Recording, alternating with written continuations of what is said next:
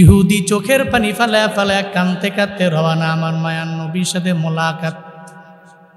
হ্যাঁ ইহুদি কেন কান্দো? আমি নবীরে বলো না। কয়ে তোমারে বইলা লাভ নাই, এমন ব্যক্তি আমারে বিদায় দিয়েছে, সে তোমার চির দুশ্মন। কয় কে সে? কয় আবু জাহাল।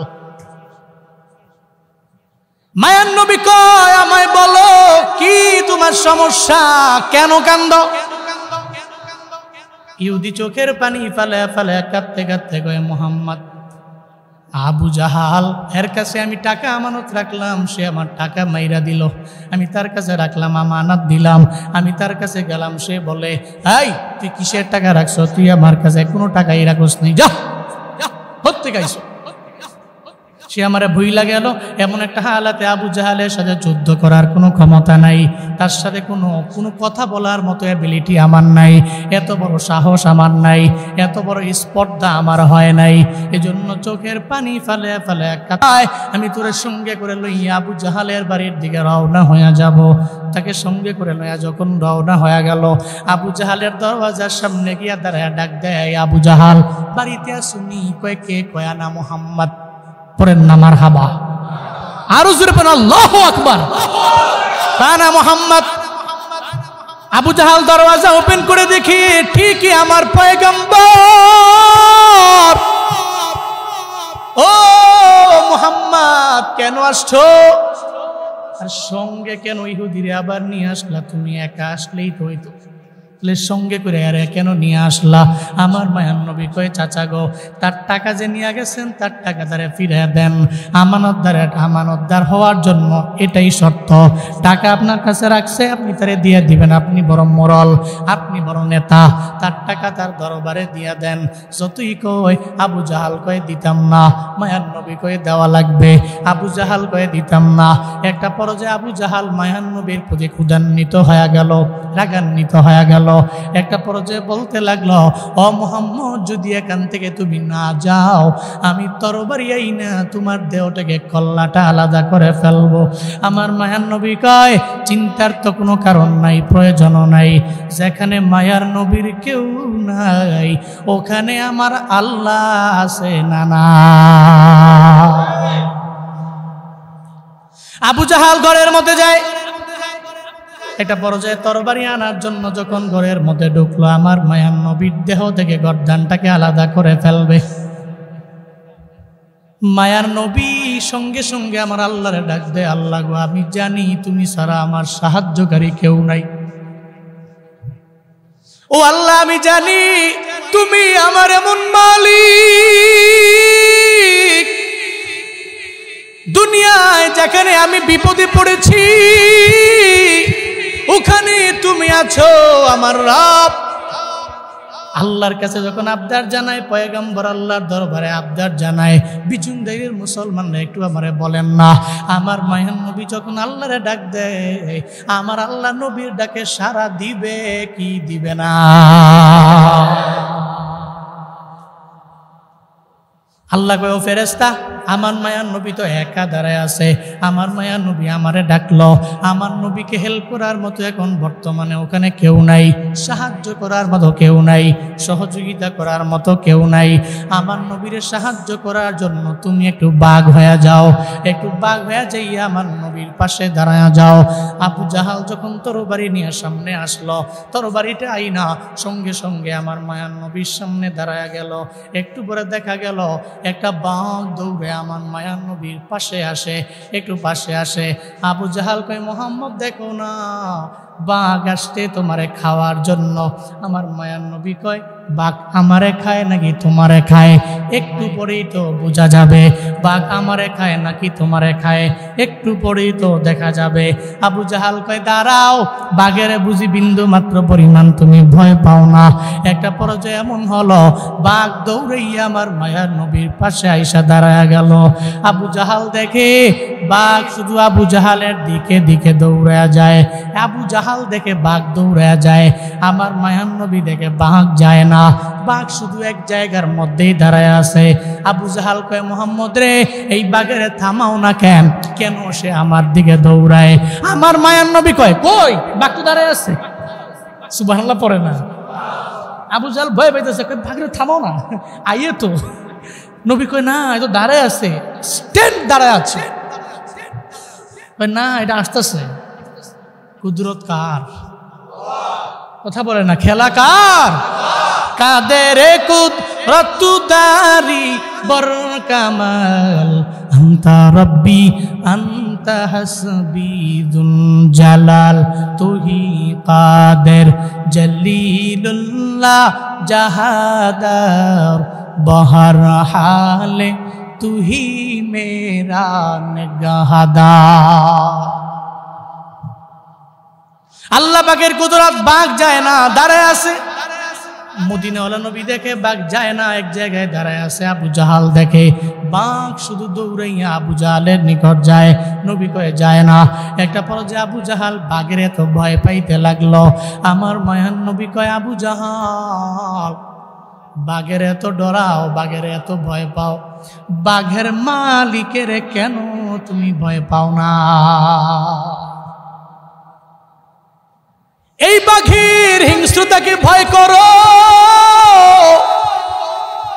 কিন্তু এই বাঘের মালিক এমন রব, ওই বাঘের মালিকরে ভয় করো।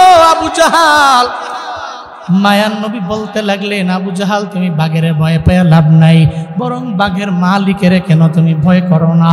বাঘের মালিকের ভয় করো, বাঘের মালিকের ভয় করো। আবু জাহালকে তোমার মালিকরে ভয় করবো না, বাঘেরই তো বেশি ডরাই। একটা পর্যায়ে নবী কয়, এই বাঘের যদি ডরাও তাহলে ইহুদির টাকাগুলো ইহুদির দরবারে ফিরাইয়া দাও।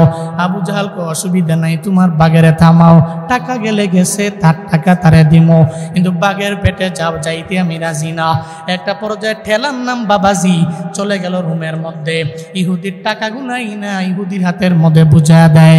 আমার মদিনাওয়ালা নবী চলে গেল, এদিকে ইহুদিও চলে গেল, বাঘ বাঘের বাবে চলে গেল।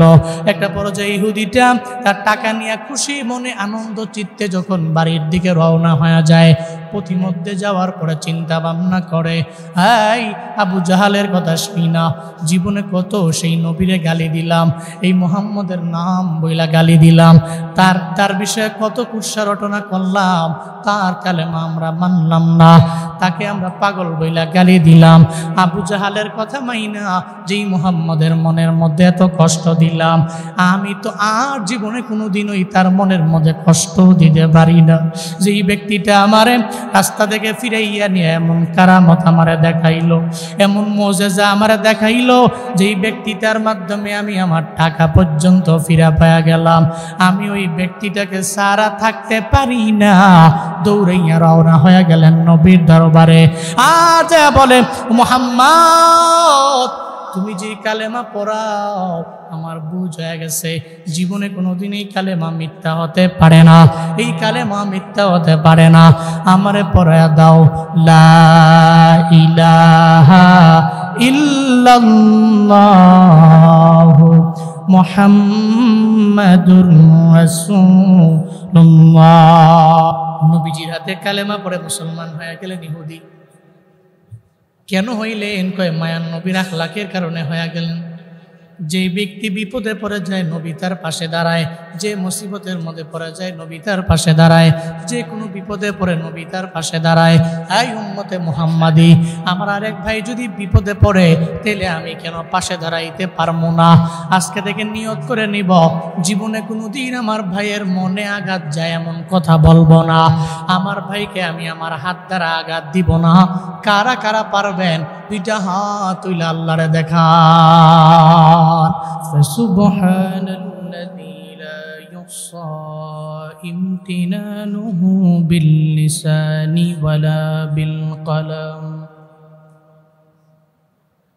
ওয়া নাশহাদু আল্লা ইলাহা ইল্লাল্লাহু ওয়াহদাহু লা শারীকা লাহু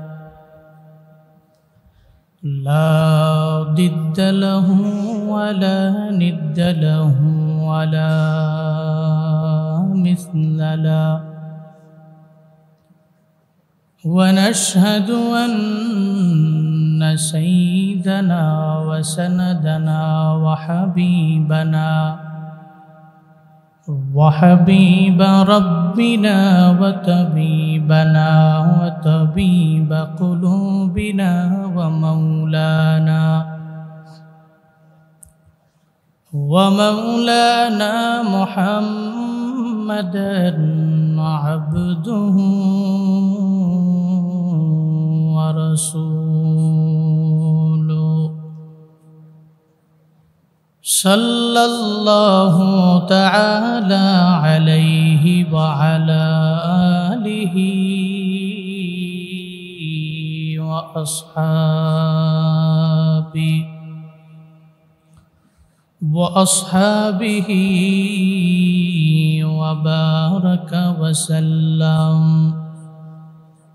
وبارك وسلم تسليما كثيرا أرسله بالحق بشيرا ونذيرا وداعيا إلى الله بإذنه وسراجا منيرا اللهم صل على محمد النبي الأمي وعلى آله وسلم تسليما وبعد فأعوذ بالله من الشيطان الرجيم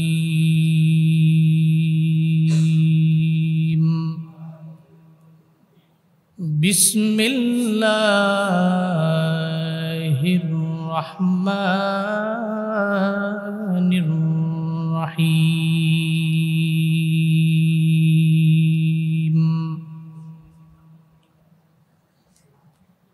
إنما المؤمنون إخوة فأصلحوا بين أخويكم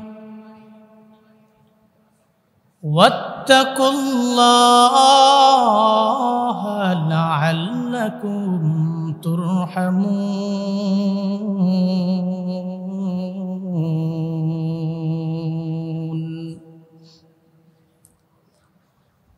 وقال النبي صلى الله عليه وآله وسلم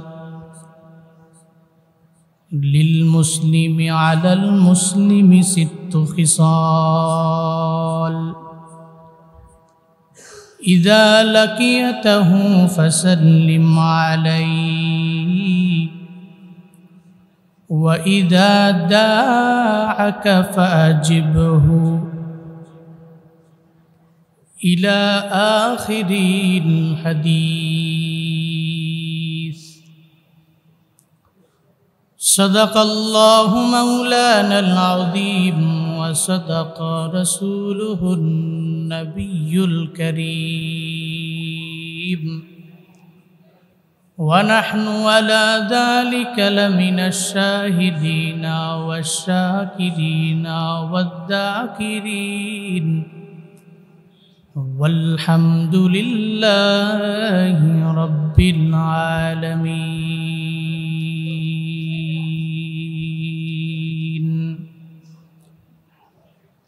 سبحانك لا علم لنا إلا ما علمتنا إنك أنت العليم الحكيم رب اشرح لي صدري ويسر لي أمري واحلل عقدة من لساني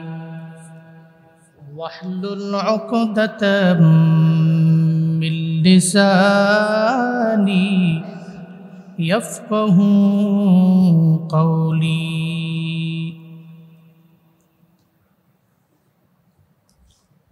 दुनिया की सदाकत में तेरा नाम रहेगा,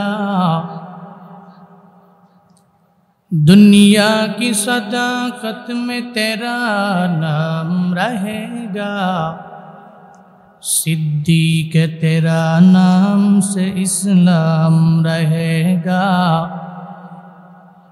सिद्दीक तेरा नाम से इस्लाम रहेगा।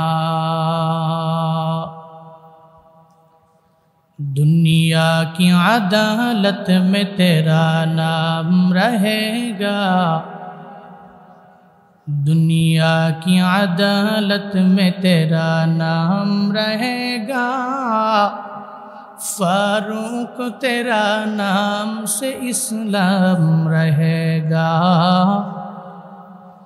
फारूक तेरा नाम से इस्लाम रहेगा। दुनिया की सखावत में तेरा नाम रहेगा, दुनिया की सखावत में तेरा नाम रहेगा, उस्मान तेरा नाम से इस्लाम रहेगा, उस्मान तेरा नाम से इस्लाम रहेगा।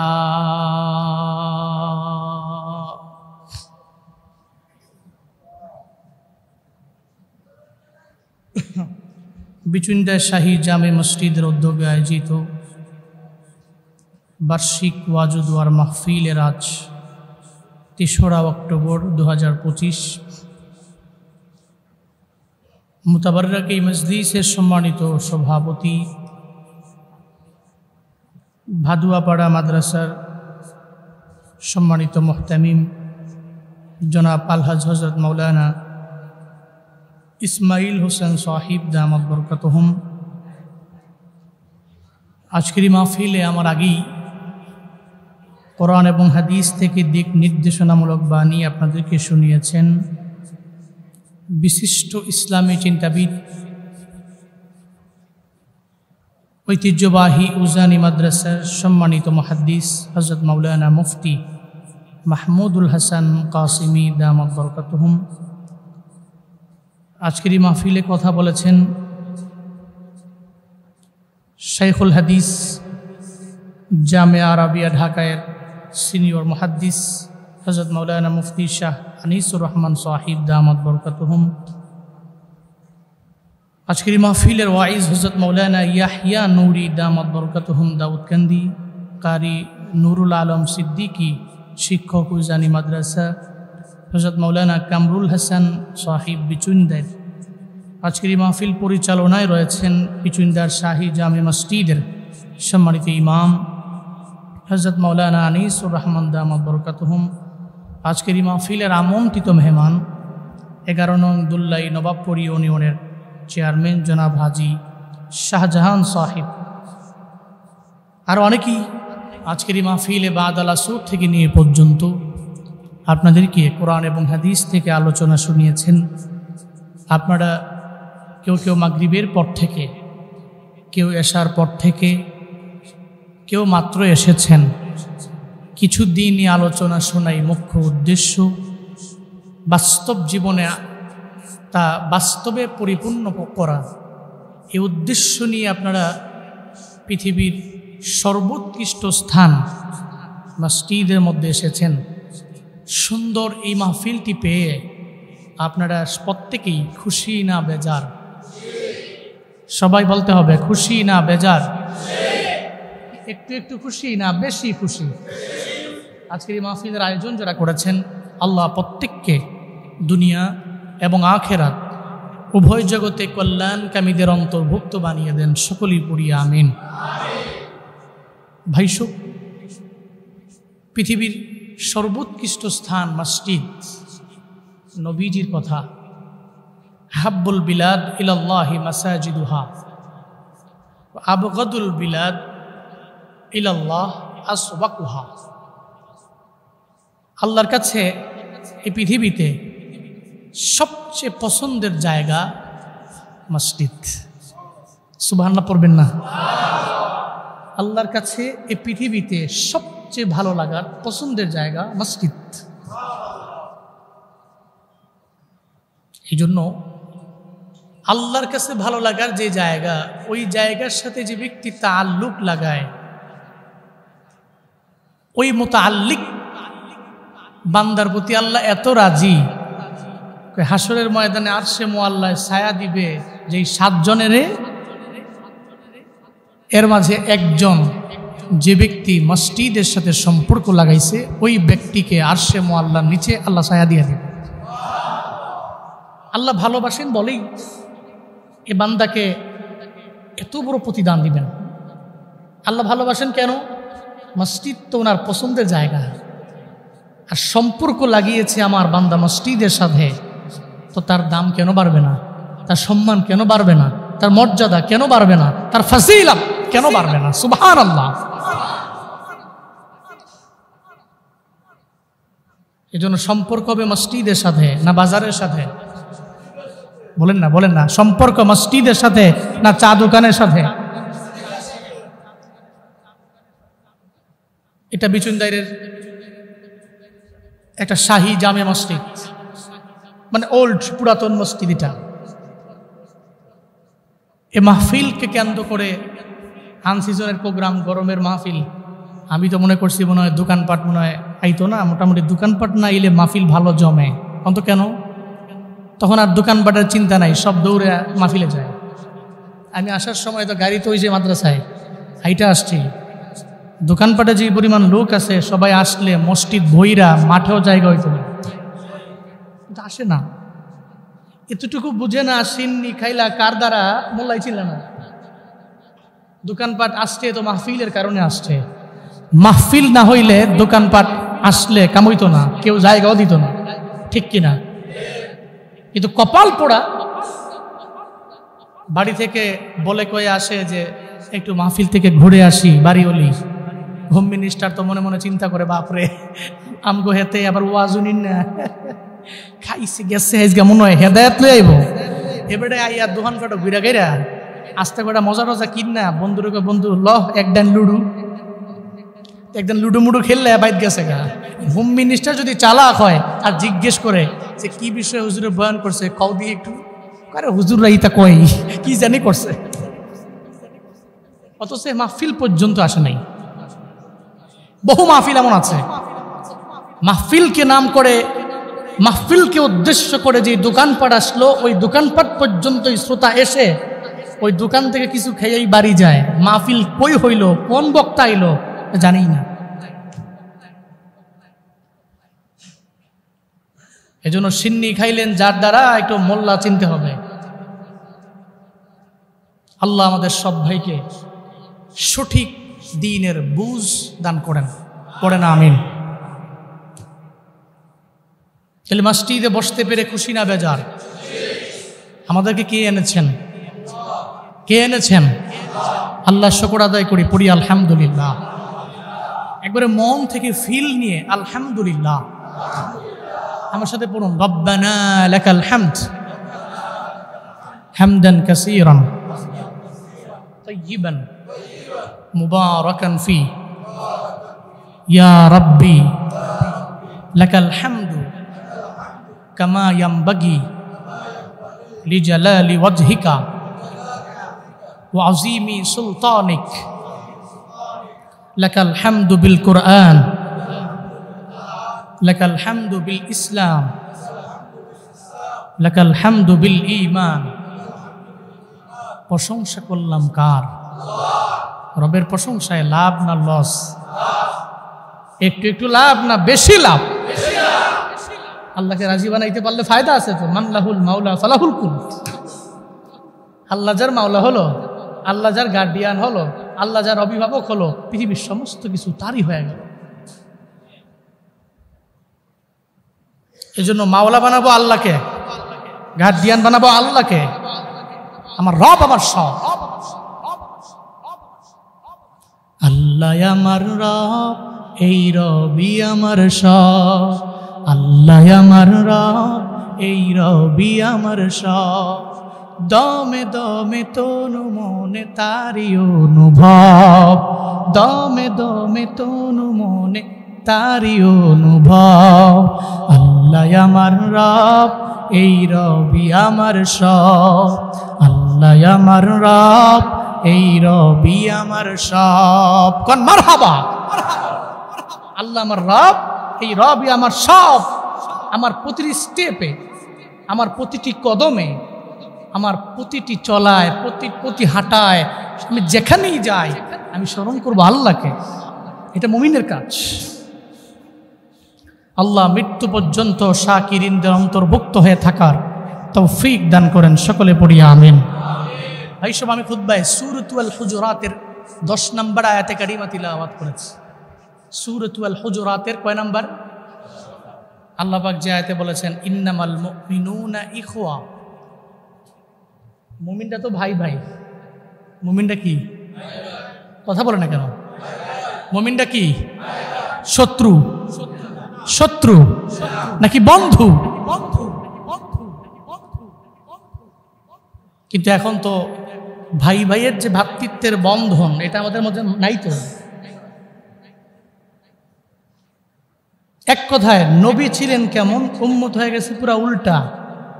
নবীর গুণ ছিল ইন্নাকা লাতাসিলুর রাহমা। নবী তো এমন ছিলেন, আত্মীয়তার বন্ধন জীবনে কোনোদিন ছিন্ন করতেন। কিন্তু আমরা কি করি? আত্মীয়তার বন্ধন ছিন্ন করে কি করি না? কথা বলো না কেন? করি কি করি না? বাপরে বাপ, ছোট্ট থেকে ছোট্ট একটা বিষয়ের জেদ ধরে 1 বছর হয়ে গেছে, এক আত্মীয় আর এক আত্মীয়ের বাড়িতেও যায় না, বাজারে আসলে দেখাও করে না। এমন আছে না নাই?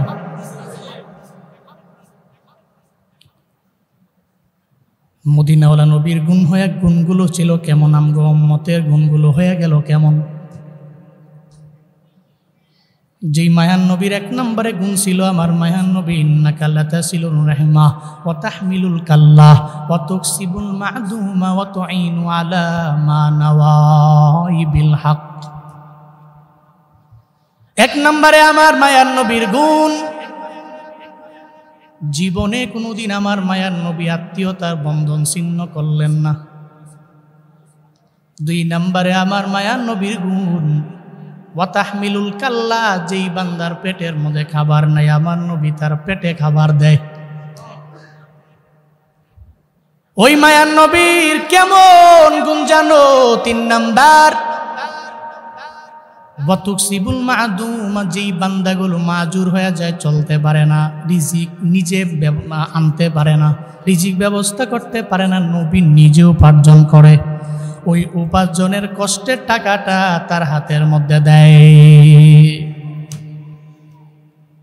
আমার মায়ার নবীর 4 নাম্বার গুণ ওয়া তুঈনু আলা মা নাওয়াইবিল হক।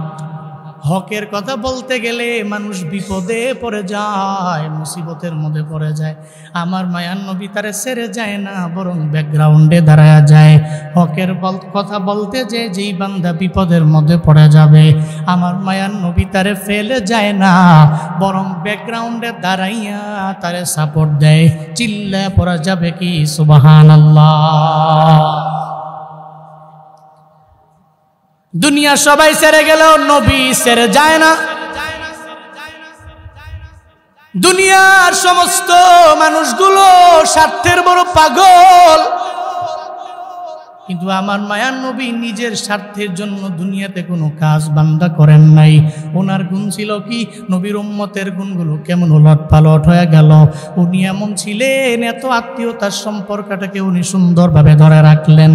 এমনভাবে আমার মায়ার নবী থাকতেন, জীবনে কোনোদিন কাউরে নিজের ভাষা দিয়ে আঘাত দেন নাই।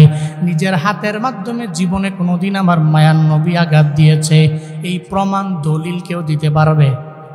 পারবে? মায়ার নবীর জবান দিয়া কেউ আঘাত প্রাপ্ত হলো, অথবা মায়ার নবীর হাতের মাধ্যমে কেউ আঘাতপ্রাপ্ত হলো, কেউ জুলমের শিকার হয়ে গেল, অত্যাচারের শিকার হয়ে অত্যাচারিত হলো, দুনিয়ার কোনো নাস্তিকেরা পর্যন্তই প্রমাণ দলিল দিতে পারবে না, ঠিক কিনা?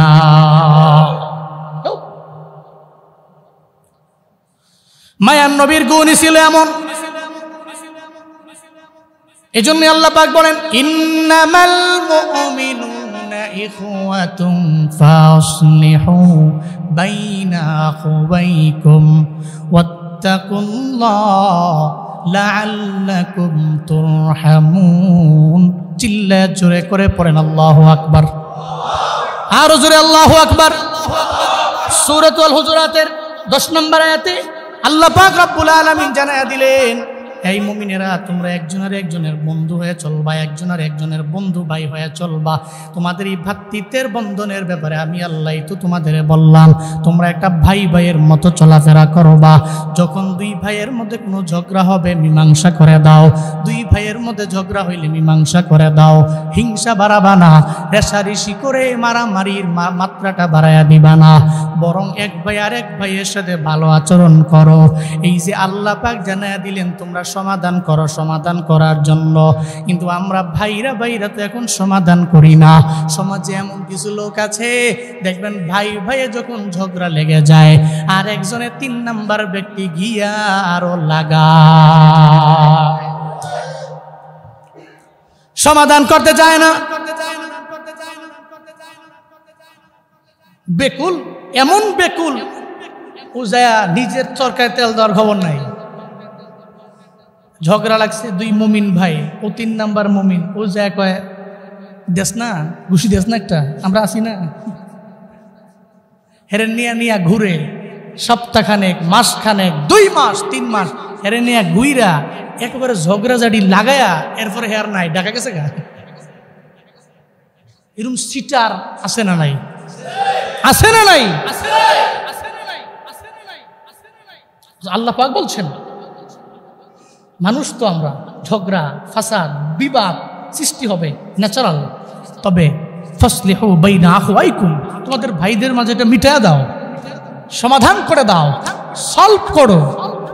ওয়াত্তাকুল্লাহ, ভয় করো কারে? ভয় করো কারে? লাআল্লাকুম তুরহামুন, আল্লাহকে ভয় করো, আল্লাহর রহমত তোমরাই পাবা। কিন্তু ভাইয়ে ভাইয়ে তো আজকে মিল নাই, ভাইয়ে ভাইয়ে মিল নাই।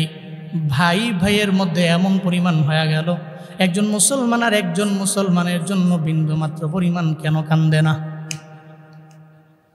ফিলিস্তিনের মুসলমানেরা এত বড় অসহায়, ছোট ছোট বাচ্চাগুলোর এরা গুলি করে করে মারে। যারা মারে সারা বিশ্বের মুসলমান দেশের বড় বড় লিডারেরা, এরা এখনো এদের পা চাটে আর গোলামি করে, ঠিক কিনা? সারা পৃথিবীর সমস্ত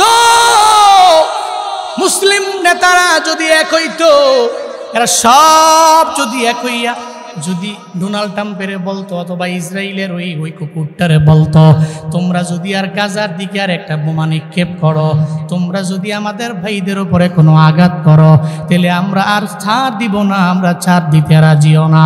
সারা বিশ্বের সমস্ত নেতারা যদি কাঁধে কাঁধ মিলাইয়া এই কথা যদি এদের দরবারে পৌঁছায় দিতে পারত, তাহলে গাজার মধ্যে এই যে নৌকা নিয়ে যারা যায়, এদের নৌকার ভিতরে অস্ত্র দিয়া ইসরায়েলি জলদস্যুরা আটকাইতে পারত না, ঠিক কিনা? কিন্তু বড় বড় মুসলিম নেতারা চুপ কেন?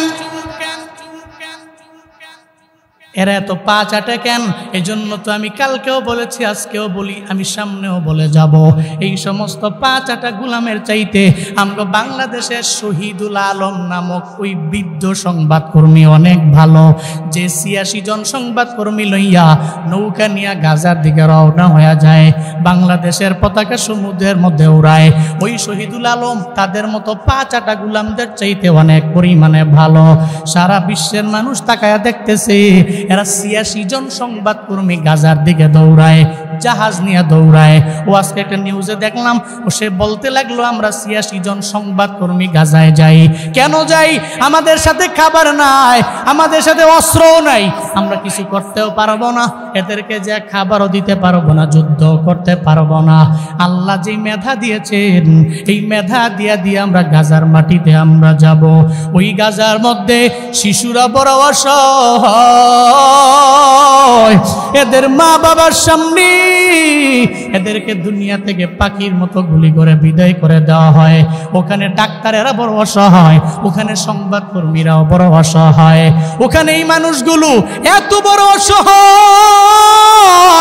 আমরা সবাই মিলে সংবাদকর্মীরা যদি ওখানে যাই, ওখানে গিয়া যদি সারা বিশ্বকে যদি জানান দিতে পারি, এই বিশ্বের বড় বড় মুরলেরা, তোমরা যে গাজার দিকে তাকাও না, বারবার ইসরায়েলিদের পাঁচাটা গুলামি যারা করো, তোমাদেরকে কান খাড়া করে শোনানোর জন্য আমরা সবাই মিল্লা একসাথে বলতে চাই, গাজার মুসলমানেরা ভালো না, গাজার মুসলমানেরা এখন বর্তমানে ভালো নাই। এদের অবস্থা এত খারাপ, এদের শিশুদেরকেও ইসরায়েলিরা মারে, এদের নারীদেরকেও মারে, এদের পুরুষদেরকেও মারে, এদের ডাক্তারদেরকেও মারে, এদের ইঞ্জিনিয়ারকেও মারে। এরা একটারেও বাদ দেয় না, এদের মসজিদে ঠিক মতো এরা নামাজ পড়তে দেয় না। আমার কাছে মনে হয় এই শহীদুল আলমের সাথে যত ৮৬ জন সংবাদকর্মীরা যে গাজার দিকে রওনা করলো, পাঁচাটা গোলামদের চাইতে এই ব্যক্তিদের দাম আমাদের কাছে অনেক বেশি, ঠিক কিনা? এরা তো গাজার দিকে দৌড়ায় কেন? অবৈধ সমাজ ব্যবস্থা ভাঙ্গার জন্যে। যে লড়াই করেছিল আবু সাইদ, মুগ্ধরা জীবন দিয়ে দিল যে লড়াই করে বাংলাদেশে, ওই সমস্ত লড়াইও ইন্টারন্যাশনাল লেভেলে একটা হওয়া লাগবে। ওই লড়াইয়ের মধ্যে ইসরায়েল নামক দেশটা পৃথিবী থেকে উৎখাত হয়ে যাবে, ঠিক কিনা?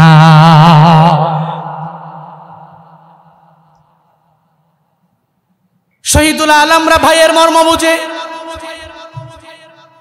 কপাল বড় খারাপ, সৌদি আরবের ভাইরা ভাইয়ের মর্ম বুঝে না।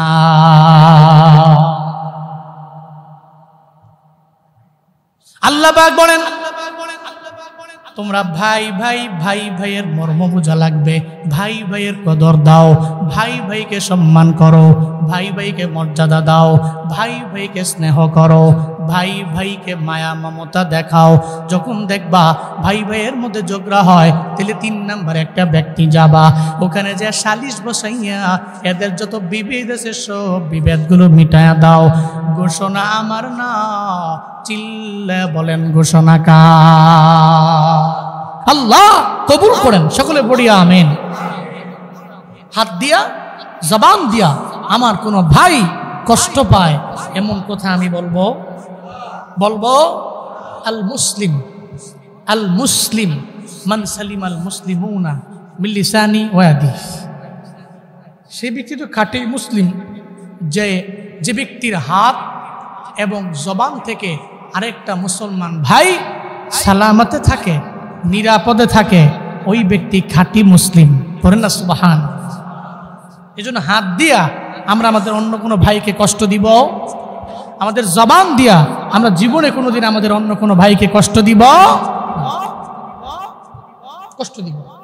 শুধু কি তাই? শুধু তাই না, বরং সাহাবায়ে কেরামরা কেমন ছিলেন, ভাই ভাইয়ের প্রতি মহব্বত কেমন ছিল, এই কাহিনী তো সব জানেন, সবাই জানে।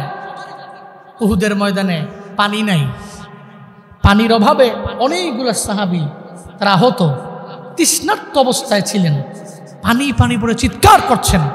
একটা পর্যায়ে 1 গ্লাস পানি নিয়ে আসা হলো পানি পান করার জন্য। এসে একজনরে বলে পানি পান করো, সে পানি পান করার জন্য গ্লাসটা হাতের মধ্যে নেয়। সঙ্গে সঙ্গে শুনতে পায় কে যেন পানি পানি বলে চিল্লায়, কোন ভাই যেন পানি পানি বলে চিল্লায়। সে কয় পানি পান করবো না, আমার ভাইয়ের বাইরে দিয়া দাও, আমার ভাই পানি পান করবে। চিল্লা পড়া যাবে কি মারহাবা। দ্বিতীয় নাম্বার ভাইটা পানি হাতের মধ্যে নিয়ে একটা পর্যায়ে পান করবে ভাব, কে যেন চিল্লায় পানি পানি বলে চিল্লায়। হঠাৎ করে সেও, তারও মনে পড়ে গেল ওই ভাইয়ের কথা, সেও পানি পান করে নাই। তৃতীয় নাম্বার ভাইয়ের জন্য কয় এই পানিটা আমার বাইরে দিয়া দাও। একটা পর্যায়ে পানিটা যখন তৃতীয় নাম্বার ভাইয়ের কাছে নেওয়া হলো, পর্যায়ে দেখা যায় 3 নাম্বার ভাইটাও মারা গেল। তখন ওই পানিটা নিয়ে প্রথম যেই ভাইটা পানির জন্য চিল্লাইল, তার দরবারে যখন রওনা, প্রথম ভাইয়ের কাছে যায় দেখে ওখানে ওই ব্যক্তিটাও মারা গেল, ওই সাহাবীও মারা গেল। এরপরে পানি নিয়ে দ্বিতীয় জনের দরবারে গেল, দ্বিতীয় জনও মারা গেল। একটা পর্যায়ে তিনজন সাহাবী মারা গেল, একজনও পানি পান করতে পারে নাই। ভাই ভাইয়ে কি মিল, ভাই ভাইয়ে কি পরিমাণে মহাব্বত রে বাবা। এই মক্কা থেকে হিজরত করে মদিনায় যে সাহাবীরা আসলেন, এরা তো মক্কা থেকে কিছু আনতে পারেন নাই। মদিনাওয়ালা নবী বললেন আমি হিজরত করে চলে যাব। সব যখন মদিনার দিকে রওনা, আব্দুর রহমান ইবনে আউফ আমার মদিনাওয়ালা নবীর একজন ধনী সাহাবী। আব্দুর রহমান ইবনে আউফ মক্কা থেকে মদিনায় হিজরত করলেন। ওনার কাছে অনেক টাকা না, অনেক দিনার না, অনেক দিরহামও না। কেউ কেউ বলেন 2 দিরহাম, কেউ কেউ বলেন 3 দিনার নিয়ে উনি মদিনায় হিজরত করলেন। মক্কা থেকে মদিনায় গেলেন, ওখানে মাও নাই, বাবাও নাই, কেউ নাই।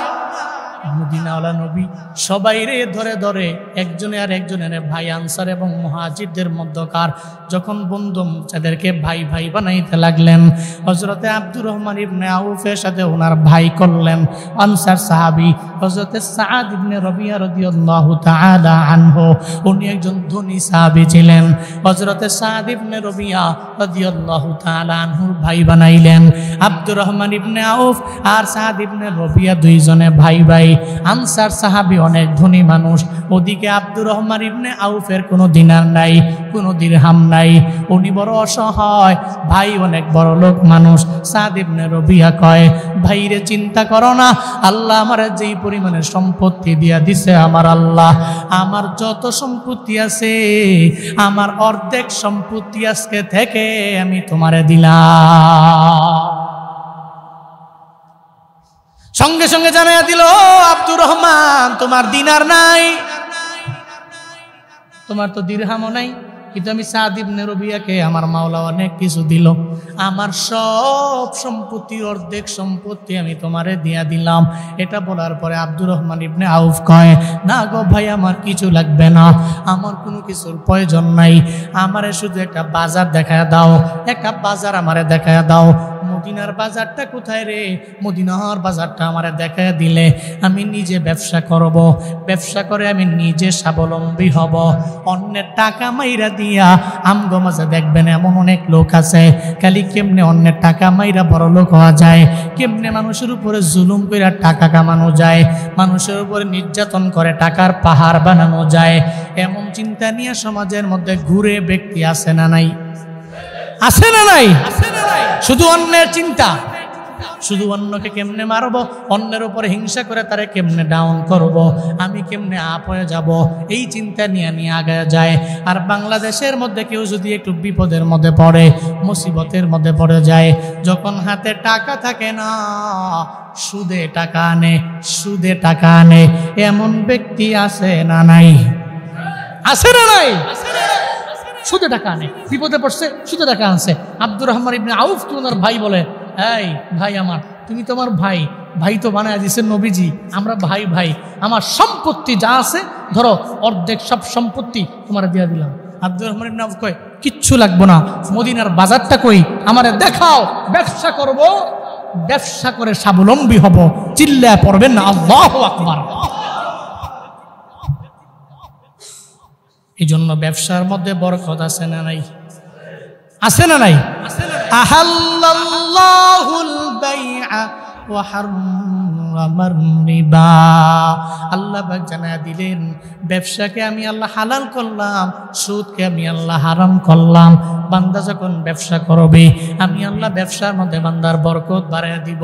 দুনিয়াতে অনেক দুনিয়া আমি আমার নিজে চোখে দেখেছি, এরা ব্যবসা করে করে করে করে দুনিয়াতে বড় লাভবান হয়ে গেল। যেমন আব্দুর রহমান ইবনে আউফ হালাল ওয়েতে ব্যবসা করলো, আল্লাহ ওনারে এমন ধনী বানাইলো।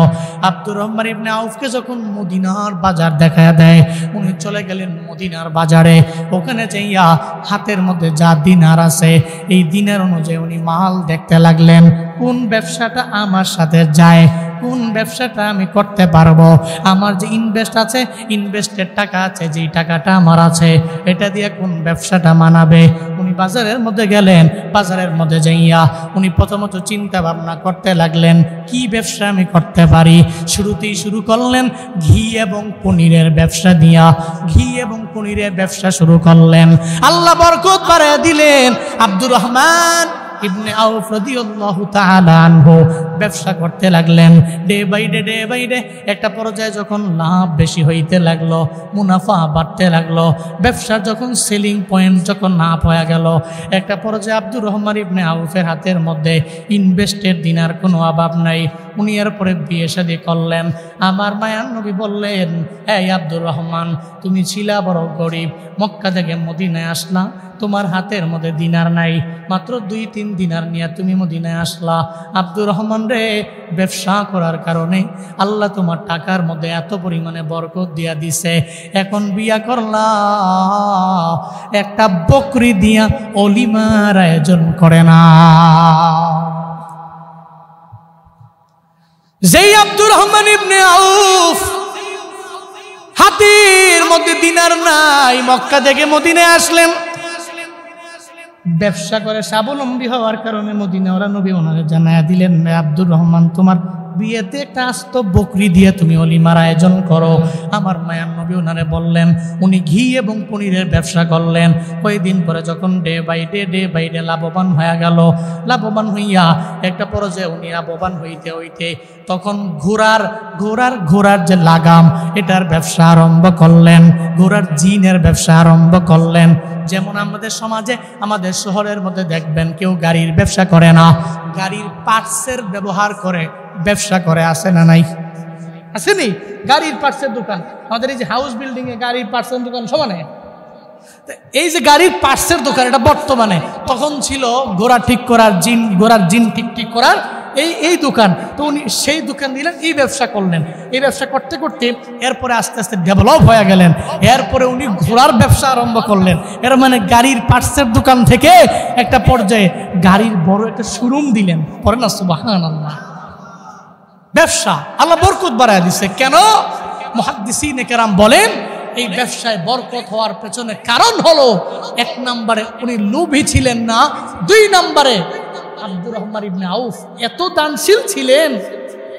একবার 700 উট বুঝাই করা মাল ওদার আসলো মদিনায়। আসার পরে উনি 700 উট বুঝাই করা মাল, সবগুলা মাল আল্লাহ রাস্তায় দান করে দিলেন। সুবহানাল্লাহ জোরে পড়ে না, আরো জোরে পড়েন না, সুবহানাল্লাহ। বর্তমান হিসেবে 700 উট বোঝাই মাল 70 লক্ষ টাকা প্রায়। এই 70 লক্ষ টাকার দান উনি একদিনেই সব দান করে দিচ্ছে। উনি এমন ধনী ছিলেন, এমন দানবীর ছিলেন। এটা বলা মাকসাদ না, মাকসাদ ছিল একজন ভাইয়ের প্রতি কি পরিমাণে দরদ, কিভাবে বলতে পারে, ভাই আমার সব সম্পত্তির অর্ধেক তোমার, ইন্নামাল মুমিনুনা ইখওয়া। এটা ভাইয়ের পরিচয়। আমরা তো ভাই, আমরা শত্রু না, আমরা বন্ধু। আল্লাহ মৃত্যু পর্যন্ত বন্ধু হয়ে চলার মতো তৌফিক প্রত্যেককে দান করেন। সকলে পড়ি আমিন। এও উঠতেন না, এক লোকে দোয়া দিয়া জামগা, গরম দিয়ে কষ্ট হয় সবারই। তো একটু বন, আর একজন উঠতেন না, 2-3 জন উঠতে গেছে গা, মনে করছে হুজুরে কইব, কিছু কইতো না, বইয়েন। আর একজন উঠলে সাফা দিয়ে বয়ালেন, জোরে কন মারহাবা, জোরে কন সুবহানাল্লাহ, জোরে আলহামদুলিল্লাহ, আরো জোরে আল্লাহু আকবার। একজন মুসলিমের প্রতি আর একজন মুসলিমের হক হলো 6টা। কয়টা? জোরে বলে না, কয়টা? সহিহ মুসলিমের 2162 নম্বর হাদিস, নবীজি বলেন, লিল মুসলিম আলাল মুসলিম সিত্তু হিসাব। এক মুসলিমের উপরে আর এক মুসলমান ভাইয়ের হক কয়টা? জোরে বলতে হবে, কয়টা? এক নম্বরে হক হলো ইজা লাকিতাহু ফাসাল্লিম আলাই, যখন একজনের সাথে একজনের মোলাকাত হয়ে যাবে একজন আর একজনের সালাম দিবে। আই আফসুস সালামা বাইনাকুম, নবীজি কয় সালামের প্রচলন বাড়ায়া দাও। দুইজনের সাথে মোলাকাত হয়ে গেল, ঘর থেকে বের হলেন মসজিদে যাবেন অথবা বাজারে যাবেন, আর একজন মুসলমান ভাইয়ের সাথে আপনার মোলাকাত হলো, সঙ্গে সঙ্গে ভালো আছেন নিনা বইলা বলবেন আসসালামু আলাইকুম। নবীজি বললেন আসসালামু ক্বাবলাল কালাম। যতই কুশল বিনিময় করো আগে সালাম দাও। আপনি ভালো নি, বাড়িতে ভালো নি, সবাই ভালো নি বলার আগে আগে কি চলবে? কি চলবে? আগে সালাম, এরপরে বেআই আসেননি ভালো, বাড়ির কেমন, বেআইন কেমন, পুত্রা কেমন, সব কেমন, এগুলা পরে। আগে কি কথা বলেন? আগে কি? আর সালামটা আসসালামু আলাইকুম, আসসালামু আলাইকুম, এরকম সালাম, এরকম সালাম। এই সালাম দেওয়ার চাইতে না দেওয়া কোটি গুণ উত্তম। আসসালামু আলাইকুম, স্মার্ট সালাম দেয় এখন, মানে তার হাতে আসসালামু আলাইকুম এতটুকু বলার সময় নাই। মানুষ ব্যস্ত তো, বহু ব্যস্ত সে। আসসালামু আলাইকুম যে কইব এর এই সময়টা নাই। আসসালামু আলাইকুম মাইরা দিছে, এক সেকেন্ডেরও আরো আমার মনে 70টা ভাগ করে যাইব ওই সেকেন্ড। সুন্দর করে আসসালামু আলাইকুম। আর আপনি যখন শুনবেন আপনার উপরে জবাব দেওয়া ওয়াজিব। কি বলবেন? এরপরে জিজ্ঞেস করবে এক মুসলমান আর এক মুসলমানকে, কি সুন্দর আমার ধর্ম। সুবহানাল্লাহ পড়বেন না? আমরা তো ওই ধর্মের মানুষ। আগে দেখলি আসসালামু আলাইকুম, আপনার উপর রহমত বর্ষিত হোক। আপনি আর একটু বাড়াইয়া বলবেন ওয়ালাইকুম আসসালাম রহমতুল্লাহ। আপনি তাকে বললেন তোমার উপরে শান্তি রহমত সব বর্ষিত হোক। সুবহানাল্লাহ।